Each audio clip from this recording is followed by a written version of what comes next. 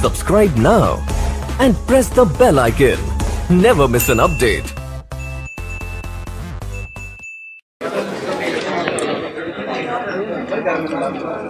जी, आज के लेक्चर का आगाज़ करते हैं। सबसे पहले प्रीवियस लेक्चर्स में से कोई क्वेश्चन पूछना चाहते हो पूछ लीजिए।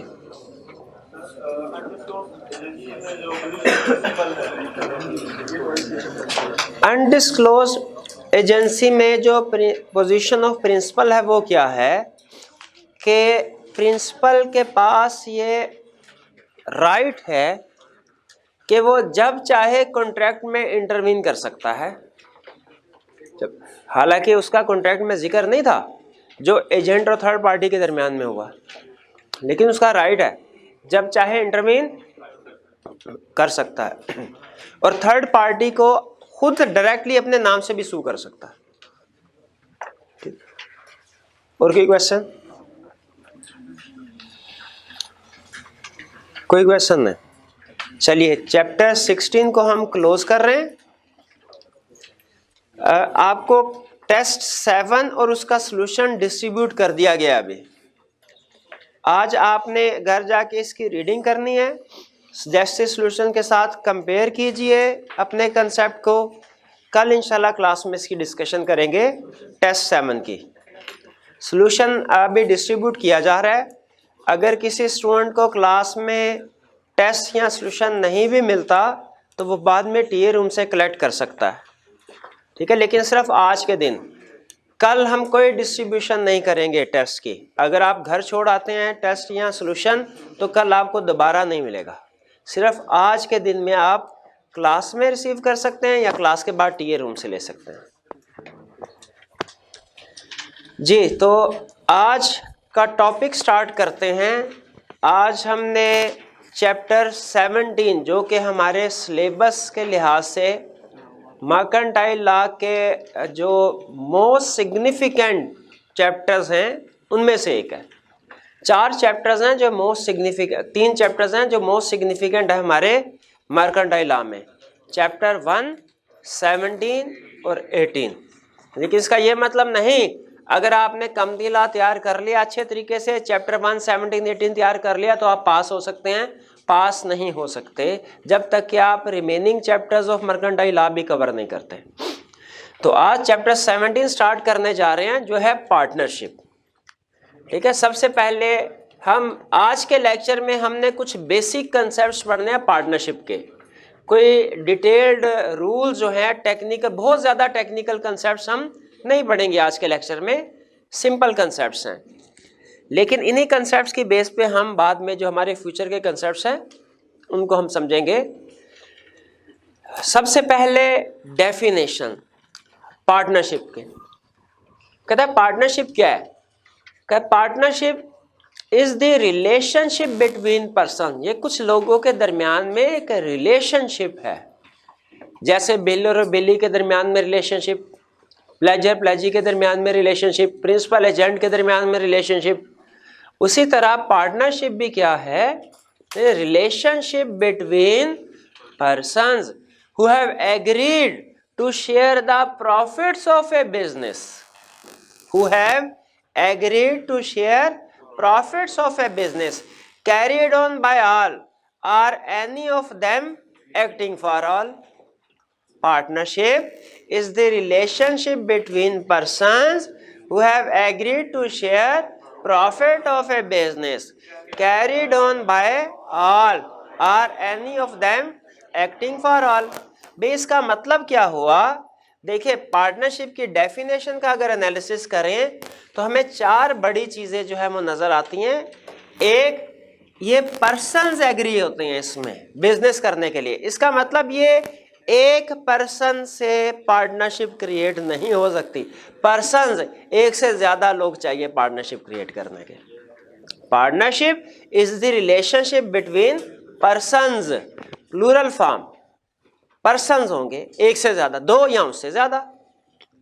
Partnership is the relationship between persons who have agreed, जिन्होंने एग्री किया है, एग्री किया है यानी एग्रीमेंट हुआ है उनके दरमियान में इसका मतलब क्या हुआ कि पार्टनरशिप के लिए एग्रीमेंट होना जरूरी है।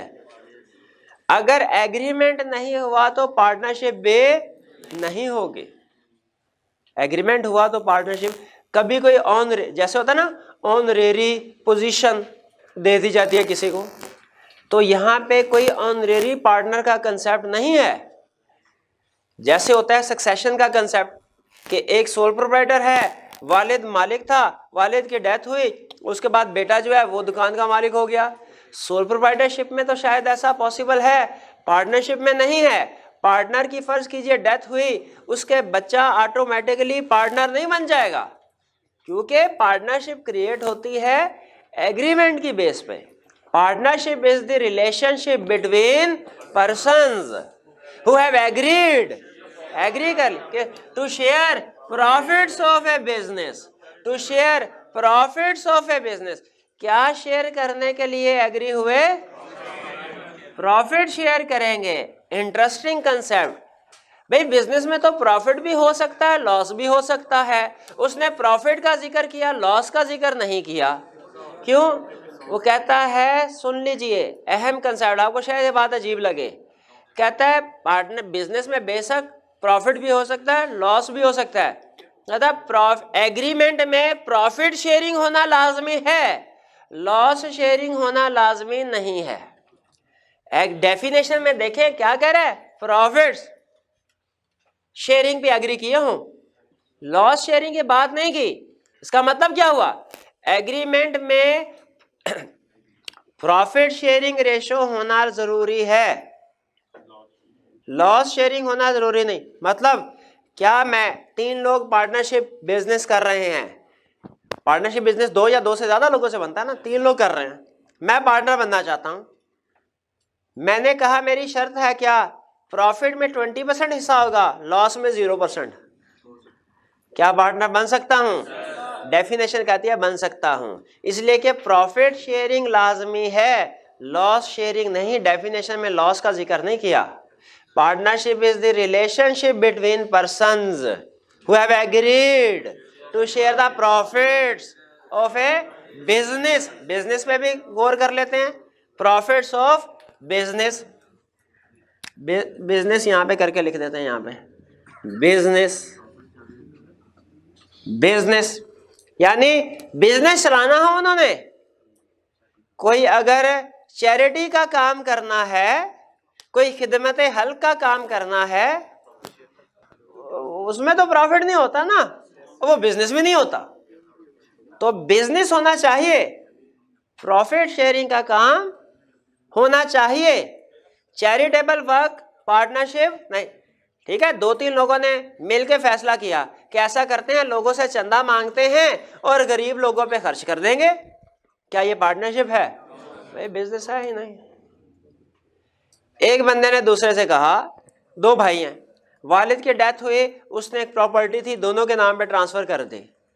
आपको पता ना बाजू का ऐसे होता है, इसको कहते हैं को ओनरशिप। को ओनरशिप, एक प्रॉपर्टी है उसके 2 ओनर, को ओनरशिप है। फैसला किया इसको किराए पे देते हैं, जो भी किराया आएगा आपस में बांट लेंगे आधा आधा। पार्टनरशिप है?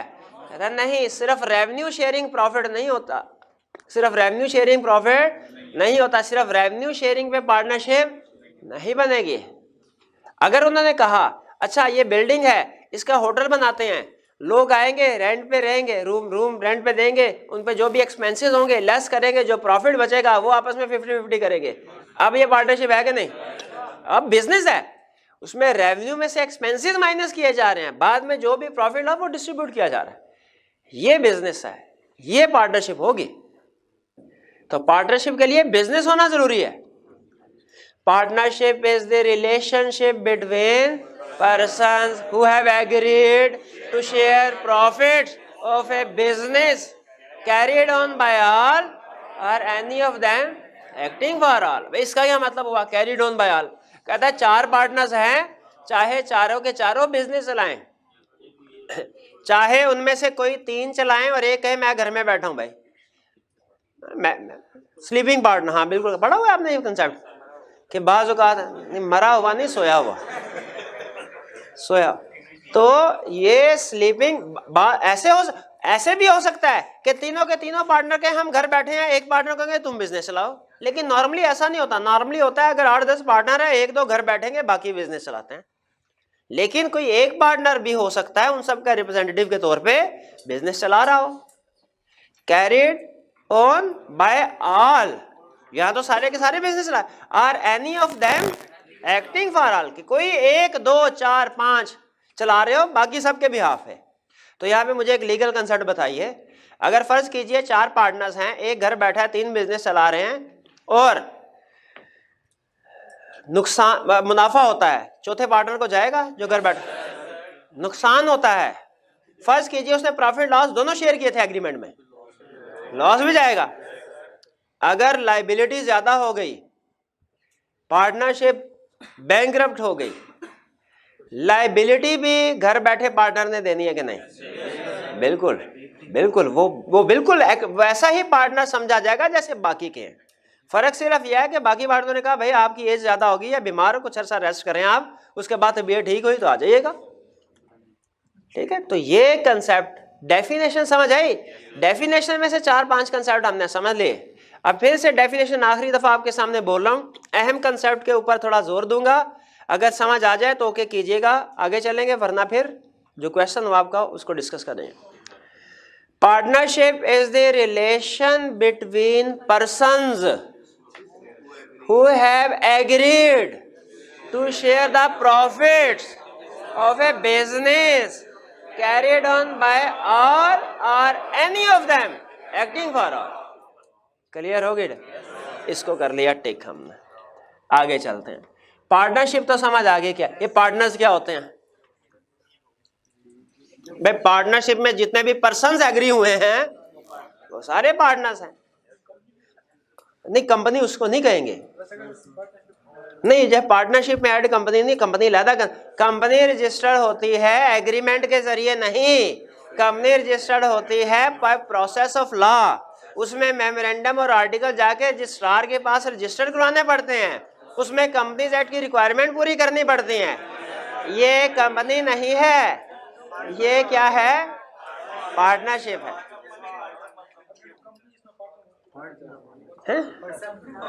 इतना मुश्किल ना बनाएं इस कंसेप्ट को, खुदा का हो।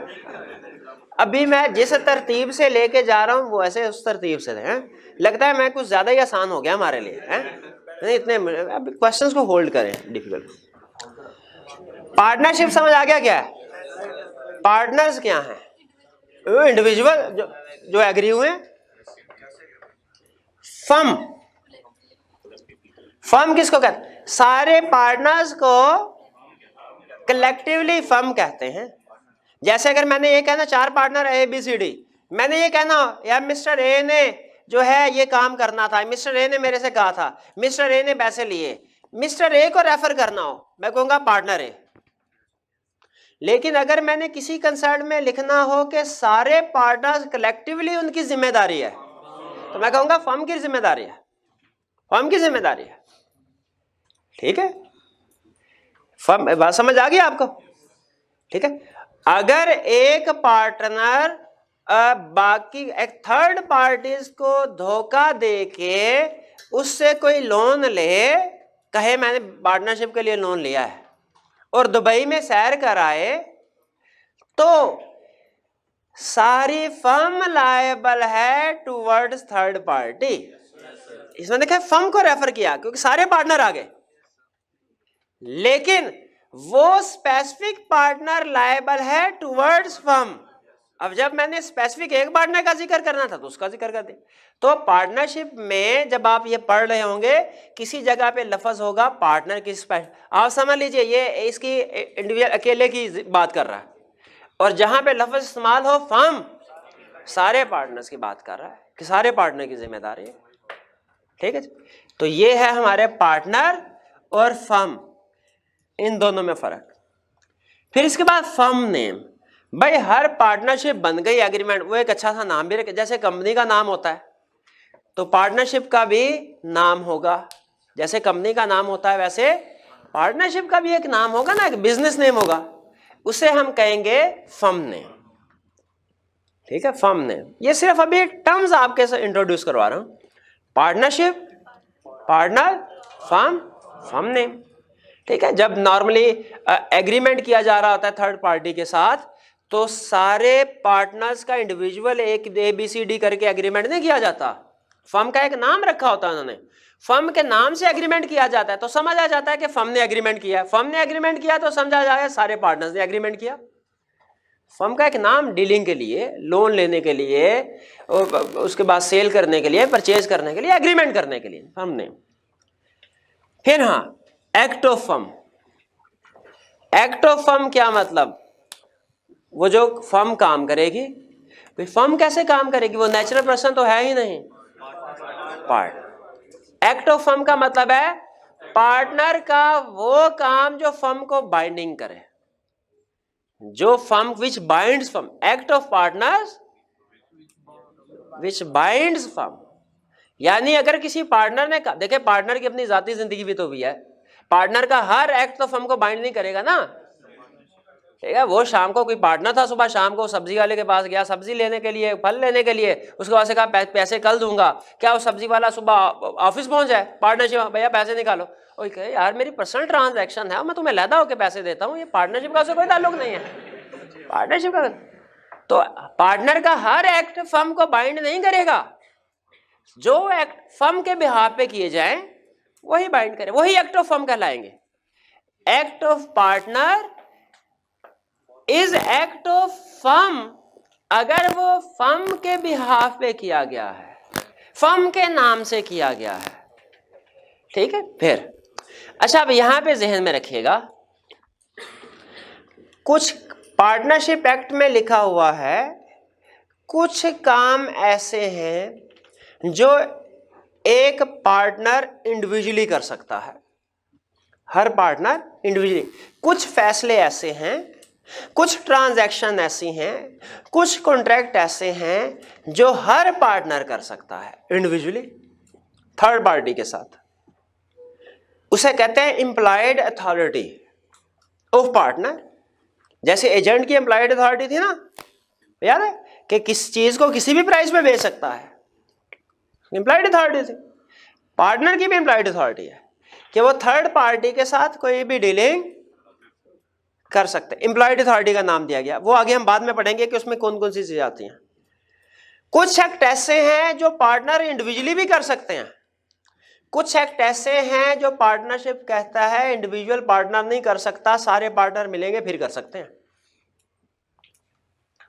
ठीक है, तो अगर तो कोई एक्ट किसी पार्टनर ने किया वो इंप्लॉयड अथॉरिटी में आता है, ऐसा काम किया जो इंप्लॉयड अथॉरिटी में आता है, अकेला पार्टनर पूरी फर्म को बाइंडिंग कर देगा। लेकिन अगर कोई ऐसा एक्ट किया जो इंप्लॉयड अथॉरिटी में नहीं आता, वो अकेला पार्टनर फर्म को बाइंड नहीं कर सकता, सारे पार्टनर मिलकर मेजॉरिटी की बेस पे फैसला करेंगे फिर फर्म को बाइंडिंग करार दे सकते हैं। भाई ये बात समझ आई? एक्ट ऑफ फर्म का मतलब क्या है? फर्म तो कहीं एग्जिस्ट ही नहीं करती, वो कोई नेचुरल पर्सन थोड़ी है, तो एक्ट ऑफ पार्टनर। क्या पार्टनर का हर एक्ट ऑफ फर्म कहलाएगा?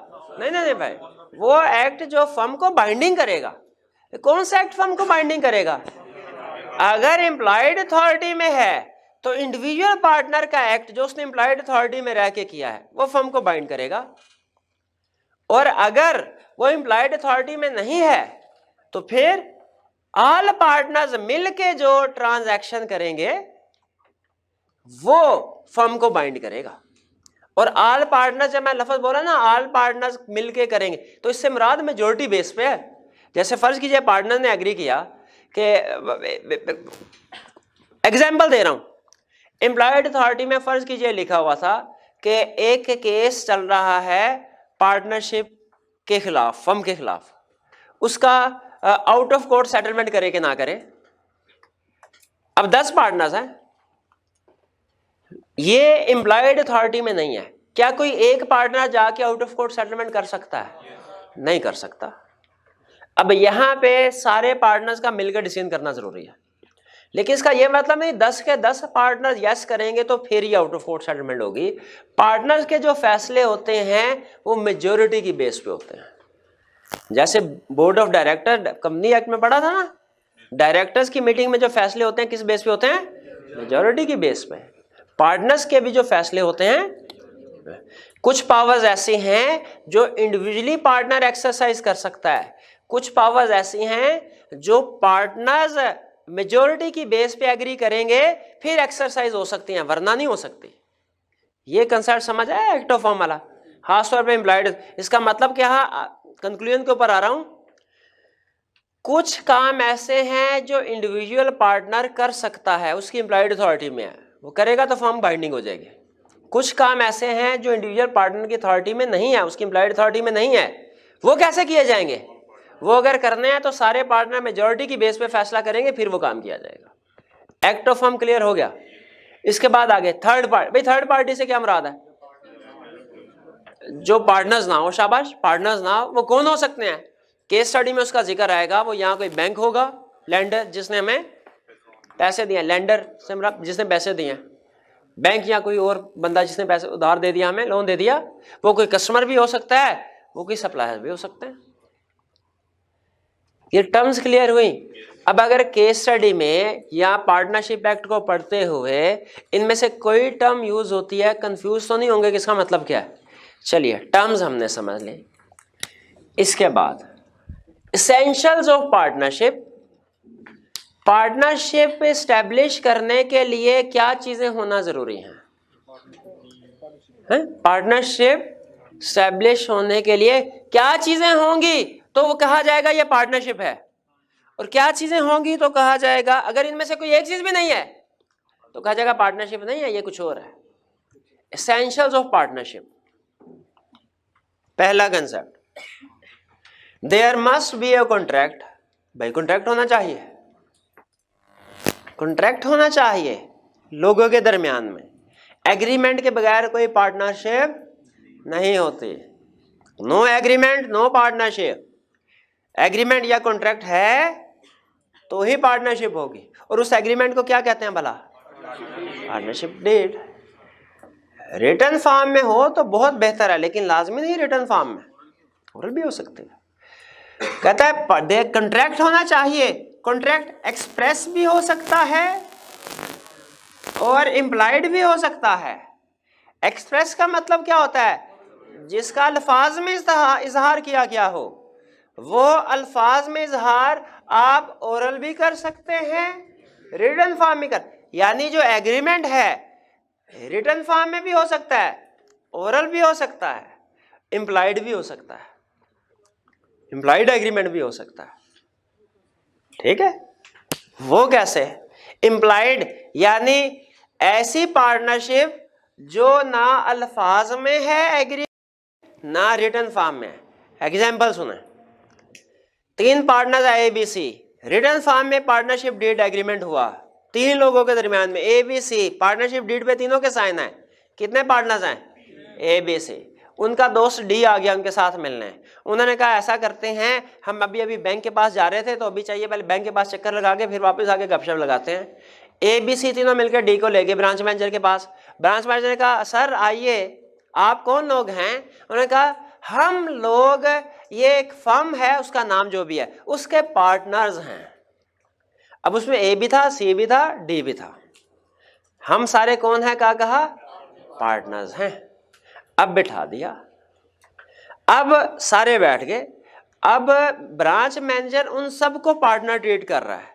ABC भी मिलके D को एज पार्टनर ही रिप्रेजेंट कर रहे हैं। ब्रांच मैनेजर का ठीक है सर, लोन जो है वो आपका अप्रूव हो जाएगा, कल आके ले लीजिएगा। अगले दिन शाम को ABC लोन लेने के गए, पता चला D सुबह लोन ले गया। क्या फर्म लायबल है? ABC लायबल है लोन को रीपे करने के लिए।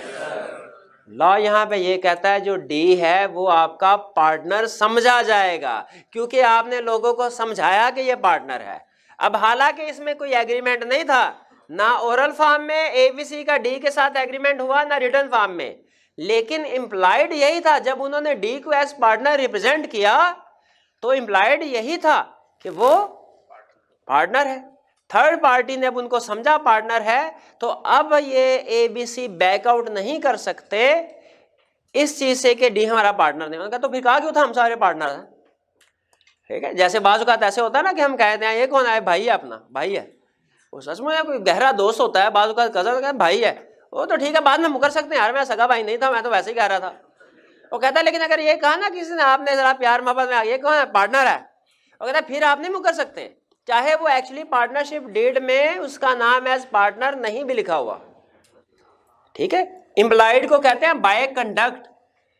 बाय कंडक्ट आपने अल्फाज नहीं कहे, ना ओरल ना रिटन फॉर्म में, लेकिन अपने कंडक्ट से किसी को कह दिया कि पार्ट, तो भी समझा जाएगा, वो भी एग्रीमेंट हो गया आपका इसके साथ।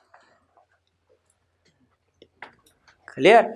जैसे हर एग्रीमेंट जो है, आपको याद है कुजाई एग्रीमेंट था, वो एक हमने agreement finder of the lost good वाला, जैसे ही हमने चीज उठाई गुमशुदा, हालांकि ना हमने उस बंदे को कभी देखा मालिक को, ना कभी ज़बानी कलामी कोई बात हुई, लॉ क्या कहता है, हमारा एक किस्म का एग्रीमेंट बन गया कि नहीं, कॉन्ट्रैक्ट हो गया कि नहीं उसके साथ, जिसमें हमारे कुछ राइट्स हैं, हमारी कुछ ड्यूटीज हैं, थर्ड पार्टी की भी राइट्स ड्यूटीज। उसी तरह ये भी concept, there must be a contract. ये क्लियर हो गई बात? आगे चलें। 2 or more पर्सन, पार्टनरशिप के लिए जरूरी है क्या? 2 या 2 से ज्यादा लोग होने चाहिए। बैंक का बिजनेस कर रहे हैं, बैंकिंग बिजनेस तो होने चाहिए 10, कम से कम 2, ज्यादा से ज्यादा 10 बैंकिंग बिजनेस के लिए। नॉर्मल बिजनेस के लिए 20, और अगर कोई प्रोफेशनल फर्म है, जैसे लॉयर्स की, जैसे चार्टर्ड अकाउंटेंट्स की फर्म्स होती है ना, सीए फर्म्स वगैरह, लॉयर्स की फर्म, इनमें 20 से ज्यादा भी हो सकते हैं। तो मिनिमम पर्सन्स कितने होने चाहिए? 2 होने चाहिए, और मैक्सिमम बैंकिंग बिजनेस है तो नॉर्मल अदर देन बैंकिंग, और अगर firm of professional accountants, professional lawyers है, 20 से भी ज्यादा हो सकते हैं। लेकिन सारे के सारे लोग होने चाहिए मेजर, माइनर नहीं होना चाहिए। क्यों? सॉरी, ये हाँ, सारे के सारे मेजर होने चाहिए, माइनर नहीं होना चाहिए। क्यों? माइनर का भाई पार्टनरशिप के लिए कॉन्ट्रैक्ट एग्रीमेंट होना जरूरी है, माइनर तो एग्रीमेंट कर ही नहीं सकता, कॉन्ट्रैक्ट कर ही नहीं सकता। ठीक है, इनएलिजिबल। ठीक है, इसीलिए पर्सन्स क्या होने चाहिए? मेजर होने चाहिए। अब एक मेजर एक माइनर दोनों मिलकर पार्टनरशिप कर सकते हैं? नहीं कर सकते। कैरी ऑन बिजनेस, बिजनेस कर रहे हो, चैरिटेबल वर्क करेंगे, पार्टनरशिप होगा। अगर आपस में एग्री करें कि कोई बिल्डिंग है उसका रेंट शेयर करेंगे, उसको को ओनर कहते हैं, उसको पार्टनरशिप थोड़ी कहते हैं। ठीक है, और वैसे भी ये एसोसिएशन नॉट फॉर प्रॉफिट वाली साइड पे आ जाती है चैरिटेबल। याद है हमने कंसल्ट वाला चैप्टर 19? हाँ, इस दफा आपका जो टेस्ट होना है उसमें चैप्टर 19 शामिल है ना? हाँ, तो याद आ गया, एसोसिएशन नॉट फॉर प्रॉफिट वाला कंसल्ट पूछूंगा। जी नहीं कोई बात नहीं, इस टेस्ट में क्वेश्चन डाल देंगे वो वाला क्वेश्चन कि जब वो कंडीशंस पूरी ना करें तो क्या होगा। हाँ, लाइसेंस कैंसिल हो जाए तो क्या होगा, बिल्कुल वही। There must be sharing of profit, profit sharing होनी चाहिए। आगे क्या कह रहा है? Sharing loss not necessary, loss share करना जरूरी नहीं है। और फिर कह रहा है पार्टनरशिप में जरूरी, अब तक गौर से सुनिएगा, बड़े फिलॉसफी की बात करने जा रहा हूं, जो फिलॉसफर होंगे उन्हें फौरन समझ आ जाएगी। पार्टनरशिप के लिए प्रॉफिट शेयरिंग जरूरी है, लेकिन इसका यह मतलब नहीं जहां प्रॉफिट शेयरिंग होगी पार्टनरशिप भी है।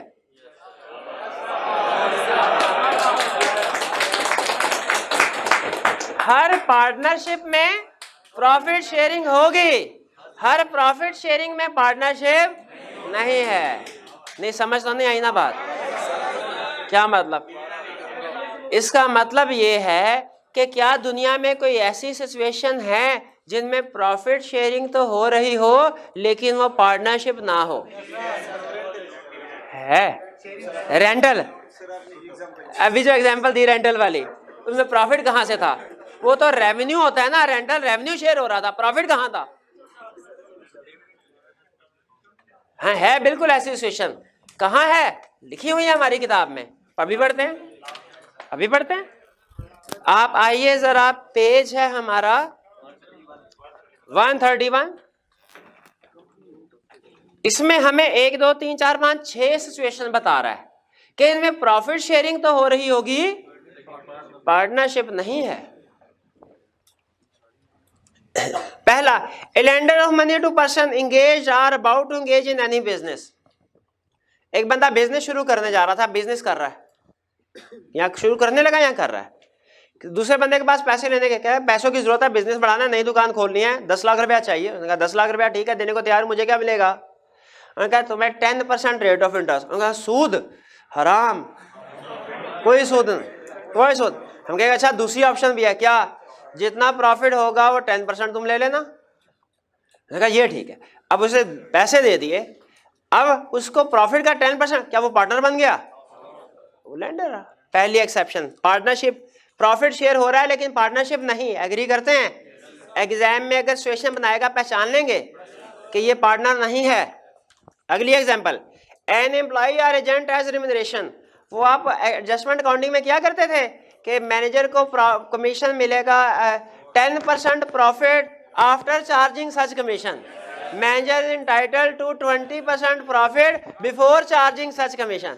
ये अकाउंटिंग में एडजस्टमेंट करते थे, हमारे जमाने में तो होती थी। तो बाज़ औक़ात मैनेजर को हम प्रॉफिट की सर्टेन परसेंटेज देते हैं कुछ अच्छे एम्प्लॉइज को, ताकि दिन रात एक करके काम करें। क्या वो पार्टनर बन जाते हैं? प्रॉफिट का शेयर जा रहा है लेकिन पार्टनर नहीं। ये 6 एग्जाम्पल कौन सी है जिन लोगों को प्रॉफिट का शेयर मिलता है लेकिन वो पार्टनर नहीं बनते।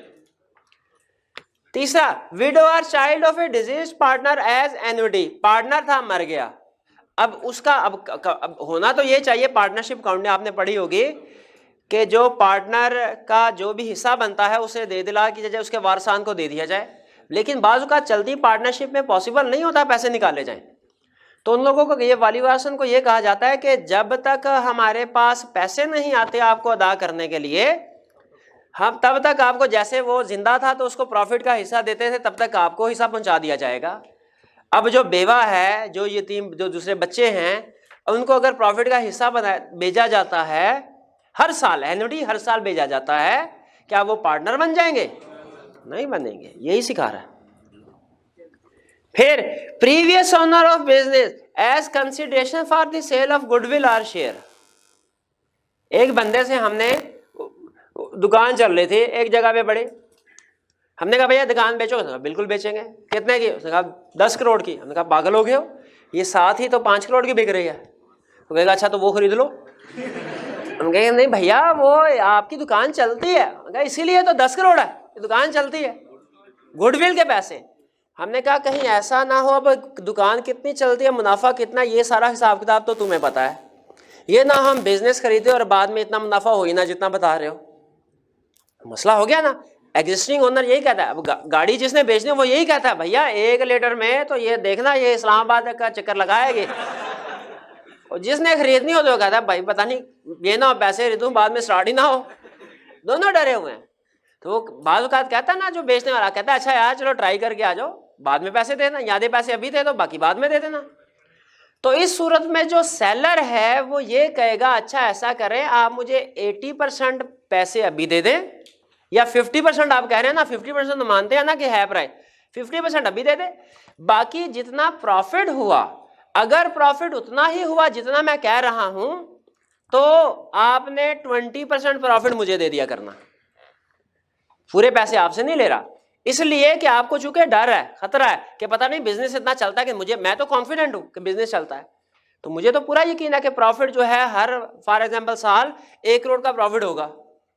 अगर 1 करोड़ से कम प्रॉफिट होता है मुझे कुछ ना देना, 1 करोड़ से ज्यादा प्रॉफिट हो मुझे 20% दे देना कंसीडरेशन के तौर पे। अब अगर ये एग्रीमेंट कर लिया जाए, अब जिस बंदे ने अपना बिजनेस, अपनी गुडविल, अपने शेयर सेल किए हैं, उसको फ्यूचर में प्रॉफिट का शेयर मिलना बनता है, क्या वो पार्टनर कहलाएगा? फिर यही सिखा रहा है कि वो कौन सी सिचुएशन है जब प्रॉफिट शेयर हो रहा है लेकिन वो बंदा पार्टनर नहीं बनता। A minor who is admitted to the benefits of an existing partnership और a transferee of partner's interest. ये दोनों कंसेप्ट हमने डिटेल में इसी चैप्टर में पढ़ने हैं, ठीक है। माइनर पार्टनर नहीं बन सकता, माइनर पार्टनर, लेकिन उसे एडमिट किया जा सकता है पार्टनरशिप फर्म में इनटू बेनिफिट्स, इनटू बेनिफिट। अब ये minor admitted into benefits of partnership का कंसेप्ट क्या है, ये हमने बाद में स्टडी करना है, लेकिन जहन में रखिएगा सिंपल कंसेप्ट, अभी सिर्फ कंसेप्ट बिल्ड करने के लिए बता रहा हूं कि माइनर को, अगर आपको याद है मैंने एक बात कही थी कि लीगली कंसेप्ट ये नहीं माइनर एग्रीमेंट कर ही नहीं सकता। कंसेप्ट ये है असल में कर सकता है, लेकिन उसके खिलाफ इन्फोर्स नहीं करवाया, वो दूसरों के खिलाफ जो उसके बेनिफिट में होगा वो इन्फोर्स करवा सकता है, जो उसके अगेंस्ट एग्रीमेंट होगा उसे इन्फोर्स नहीं करवाया जा सकता। लॉ माइनर को फेवर देता है। उसी तरह माइनर कहे अच्छा मुझे पार्टनर ना बनाओ, ठीक है, क्योंकि पार्टनर्स की लायबिलिटी अनलिमिटेड होती है, मैं पार्टनर बना मेरी लायबिलिटी अनलिमिटेड हो जाएगी, हालांकि मेरे से तो 1 रुपया नहीं रिकवर करवाया जा सकता, तो इसीलिए मैं पार्टनर नहीं बन सकता, मुझे पता, लेकिन मुझे सिर्फ बेनिफिट्स में पार्टनर बना दो। बेनिफिट्स में पार्टनर बनने का मतलब ये है कि उसकी लायबिलिटी कोई नहीं रहेगी फिर। अब देखिए अगर लायबिलिटी नहीं है तो वो पार्टनर नहीं है, पार्टनर की लायबिलिटी तो अनलिमिटेड होती है। तो ये माइनर को हम कहीं जगह तो दे देते हैं पार्टनरशिप फर्म में, लेकिन वो पार्टनर नहीं होता, उसके लिए टर्म यूज की जाती है minor admitted into benefits of partnership. अब उसको भी प्रॉफिट का हिस्सा दिया जाएगा, उसको भी प्रॉफिट का हिस्सा दिया जाएगा, लेकिन पार्टनर नहीं होगा। ये एग्जांपल ऐसे है जैसे फर्ज कीजिए कि एक पार्टनर था, उसने अब दूसरे पार्टनर को कहा भाई अगर अचानक मेरी डेथ हो जाए तो मेरा 10 साल का बच्चा है, मेरे सारे जो एक ही बेटा है मेरा, सारे सासा जात उसको ट्रांसफर होने हैं, तो मेरा पार्टनरशिप में हिस्सा भी उसको दे देना। अब अगर उसकी डेथ हो जाती है, इन लोगों के पास ऑप्शन है, पहली ऑप्शन पैसे ज्यादा हैं, सारे पैसे माइनर के हवाले कर दें। दूसरी ऑप्शन ओके यार जो मर गया वो हमारा दोस्त था, अगर पैसे इसको दे दिए माइनर 10-12 साल इसको, तो अभी अगर सारे पैसे बर्बाद कर देगा, ऐसा करते हैं इसको हम पार्टनरशिप में हिस्सा, इसका हिस्सा रहने देते हैं, जब ये 18 साल का हो जाएगा मेजर, इसको पार्टनर बना देंगे, लेकिन तब तक जरा इसकी अच्छी तरबियत हो सके, इसे बिजनेस के गुर आ जाएं, क्यों ना इसे हम बिजनेस में ऐड कर दें। अब इसको बिजनेस में ऐड तो कर देंगे, लेकिन क्या एज पार्टनर ऐड हुआ नहीं, इसको लॉ टर्म यूज करता है minor admitted to benefits of partnership. इसको भी प्रॉफिट का शेयर मिलता है लेकिन पार्टनर नहीं। और फिर a transferee of partner's interest, partner ने कहा भैया मुझे पैसे चाहिए अर्जेंट, मेरा शेयर जितना है वापस करो बाकी पार्टनर से। ABCD 4 पार्टनर है, डी ने कहा मेरा शेयर मुझे वापस करो, ABC ने कहा अभी तो पैसे नहीं है, डी ने कहा अच्छा ठीक है। मेरा एक दोस्त है, वो कह रहा है जिस तरह कंपनी के शेयर्स होते हैं ना बेचे जा सकते हैं, उसी तरह पार्टनरशिप का शेयर भी बेचा जा सकता है, पार्टनरशिप का शेयर भी बेचा जा सकता है। अब यहां पे अजीब बात सुनिए, पार्टनरशिप का शेयर बेचा जा सकता है, लेकिन सारे पार्टनर की मर्जी के बगैर किसी और को पार्टनर नहीं बनाया जा सकता। नहीं बात समझ आई ना? डी को पैसों की जरूरत है, डी मिस्टर ई के पास गया, कहने लगा मेरा इधर 5 लाख रुपया इन्वेस्ट हुआ है, 5 लाख रुपया मुझे दो, मैं अपना पार्टनरशिप में सारा शेयर तुम्हें ट्रांसफर कर देता हूं। ई ने 5 लाख दिए, सारा शेयर अपना ट्रांसफर कर दिया डी ने ई को। ई गया ABC के पास, कहने लगा मैं हूं पार्टनर। ABC ने 1 लगाया, उन्होंने कहा भाई एग्रीमेंट में देखो ABCD 4 पार्टनर है, तुम्हारे साथ तो एग्रीमेंट ही नहीं किया, पार्टनरशिप क्रिएट ही एग्रीमेंट की बेस पे होती है, एग्रीमेंट में तुम पार्टनर नहीं हो।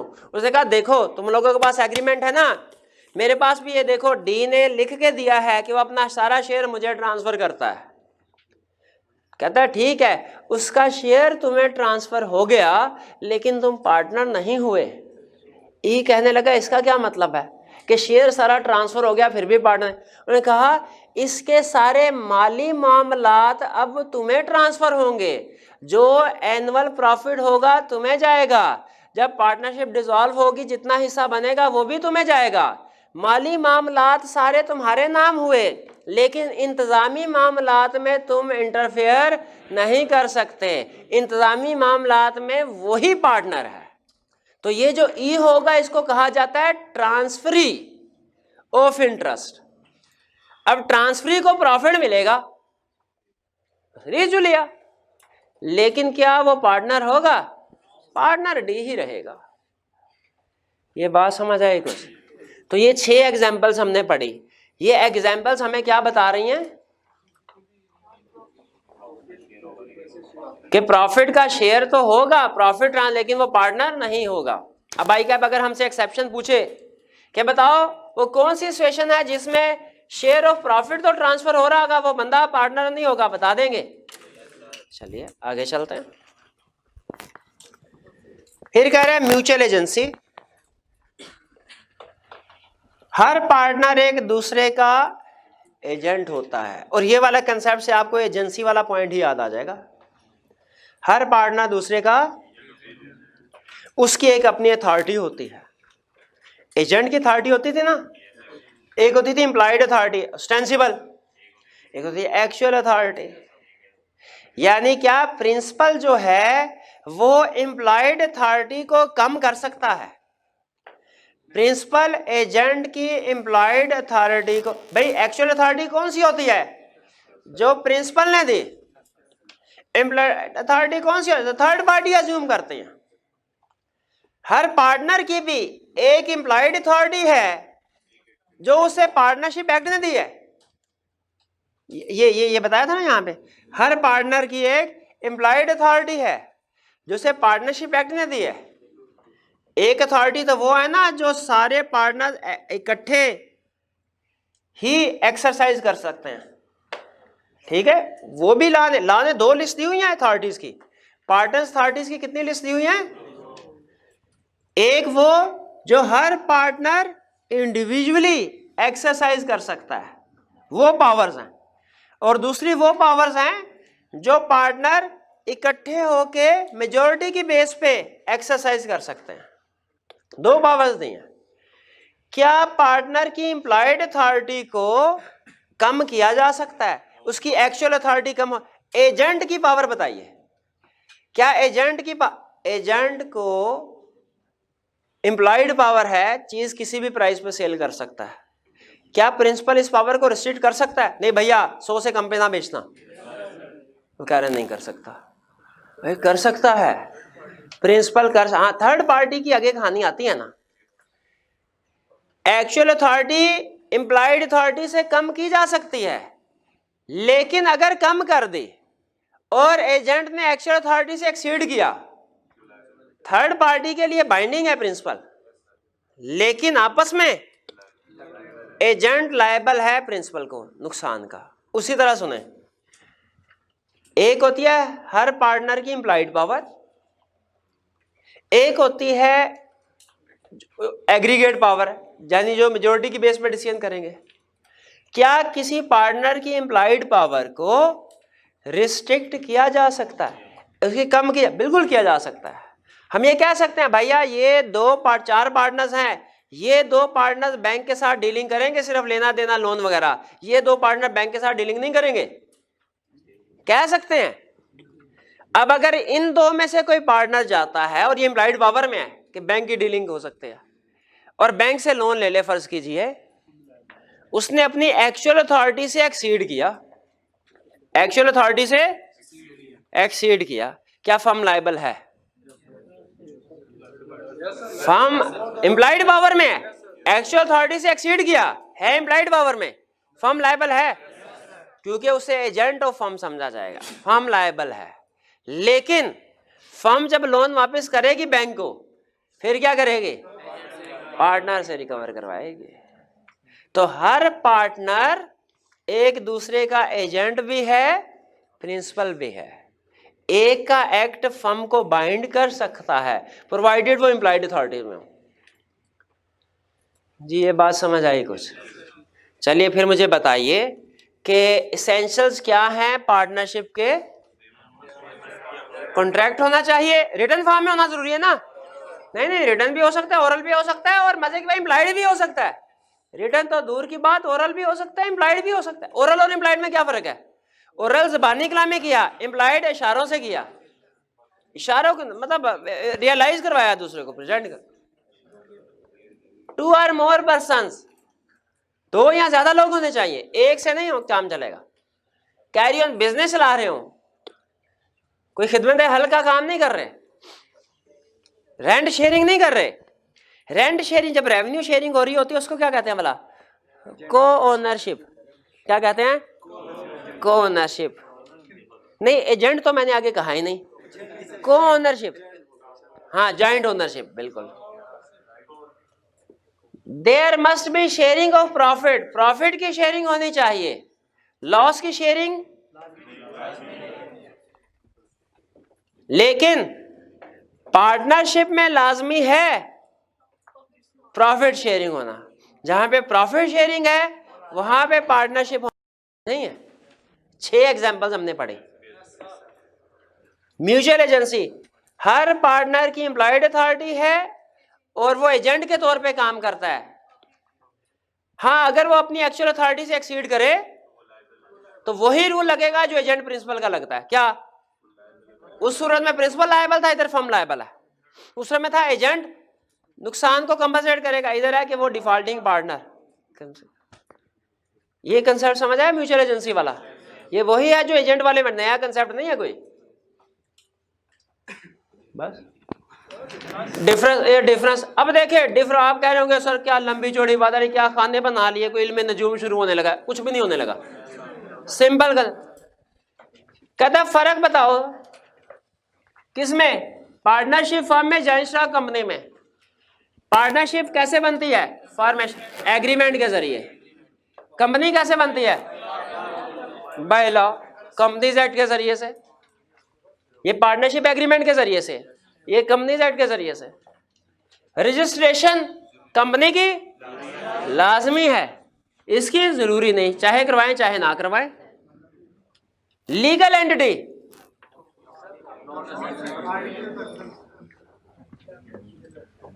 ये पार्टनरशिप डीड होगी। लीगल एंटिटी कंपनी की है, सेपरेट लीगल एंटिटी। पार्टनरशिप की नेचर ऑफ लायबिलिटी इसकी लिमिटेड है, क्योंकि कंपनी वाला पहले पढ़ा हुआ ना, तो मैं पहले फिल कर रहा हूं, वो फौरन कंसेप्ट ज़हन में आ जाता है। इसके अनलिमिटेड। परपेचुअल सक्सेशन कंपनी की है। कंपनी का ओनर मर जाए, डायरेक्टर मर जाए, क्या कंपनी खत्म? चलती रहेगी। पार्टनरशिप का पार्टनर मर जाए, क्योंकि वो एग्रीमेंट खत्म हो गया, अब नया एग्रीमेंट होगा। नया एग्रीमेंट का मतलब पार्टनरशिप नए सिरे से होगी। पार्टनरशिप काउंटिंग में पढ़ी है आपने? नया पार्टनर आता है, पुराना जाता है, वो सारा एडजस्टमेंट करते थे ना सारी, वो क्या रीवैल्यूएशन अकाउंट की और पता नहीं कौन कौन सी एडजस्टमेंट होती थी, ट्रांसफर करते थे। वो इसी वजह से होती थी कि जब कभी नया पार्टनर आएगा, अपना जब पार्टनरशिप ही खत्म होकर नए सिरे से बनती है, तो इसीलिए एसेट्स लायबिलिटीज की वैल्यूएशन भी होना जरूरी है। एजेंसी, एक पार्टनर दूसरे का एजेंट है क्या? एक शेयर होल्डर दूसरे का एजेंट है? एक डायरेक्टर दूसरे का एजेंट है? एक डायरेक्टर कंपनी का एजेंट है? यस, ठीक है। यहां पे पार्टनर एक दूसरे के एजेंट है, ओनर्स एक दूसरे के एजेंट नहीं है। हाँ, डायरेक्टर कंपनी का एजेंट है। ट्रांसफर ऑफ इंटरेस्ट कंपनी में कर सकते हैं, ठीक है। ट्रांसफर ऑफ, क्या किसी दूसरे को शेयर बना, अपना शेयर होल्डर बना सकते हैं अपनी जगह पे? पार्टनरशिप में ट्रांसफर ऑफ इंटरेस्ट तो कर सकते हैं, लेकिन दूसरे को पार्टनर नहीं बना सकते। पार्टनर भी उधर दूसरे को शेयर होल्डर बना सकते थे कंपनी में बाकियों की इजाजत के बगैर। यहां पे अगर किसी दूसरे को अपनी जगह पे पार्टनर बनाना है, बाकियों की इजाजत जरूरी होगी। नंबर ऑफ पर्संस कंपनी में मिनिमम एक सिंगल में, प्राइवेट है 2 minimum, public unlisted, listed maximum. Private के केस में 50, कंसेप्ट पूरा नहीं बताते आप, और पब्लिक के केस में कोई लिमिट नहीं। मैनेजमेंट पार्टनर्स, हर पार्टनर, एवरी पार्टनर जो है वो मैनेजमेंट का हिस्सा बन सकता है। यहाँ पे शेयर होल्डर मैनेजमेंट का हिस्सा नहीं बनते, डायरेक्टर बनते हैं। ये तो हो गया पार्टनरशिप और कंपनी में फर्क। अब पार्टनरशिप और को ओनरशिप याद है, रेवेन्यू शेयरिंग। फॉर्मेशन पार्टनरशिप की किस बेस पे होगी? एग्रीमेंट की बेस पे। को ओनरशिप एग्रीमेंट जरूरी नहीं है, बाप के 2 बेटे या बाप की डेथ हुई, दोनों को ओनर बन गए, एग्रीमेंट जरूरी नहीं। बिजनेस पार्टनरशिप में होता है, को ओनरशिप में नंबर ऑफ पर्सन कम से कम 2, ज्यादा से ज्यादा भी बता दिए। को ओनरशिप में कोई तादाद मेंशन नहीं। शेयरिंग ऑफ प्रॉफिट, इधर प्रॉफिट बिजनेस ही नहीं है तो प्रॉफिट कहां से? रेवेन्यू है, सिर्फ वही शेयर होगा, प्रॉफिट तो होता ही नहीं इधर को ओनरशिप में। एजेंसी, इधर एक ओनर दूसरे का एजेंट नहीं होता। ट्रांसफर ऑफ इंटरेस्ट नहीं कर सकते जब तक इजाजत ना आ जाए, वही कंसेप्ट। को ओनर, ये हमारे भाई कोई मुश्किल था तो देख के परेशान हो रहा था, सर सारी पार्टनरशिप आज ही खत्म कर देंगे आप। तो कुछ भी नहीं, बेसिक कंसेप्ट है ना, वो बड़ा बड़ा करके लिखा है, आपको लग रहा है ज्यादा लिखा हुआ है। तो आज घर जाके आपने लर्निंग ऑब्जेक्टिव 1 और 2 जो है ये रीडिंग करनी, एंड में 5 रुपए के क्वेश्चन भी पढ़ने हैं। आप लोगों का असेसमेंट 2 होगा संडे 12 जनवरी को, संडे 12 जनवरी।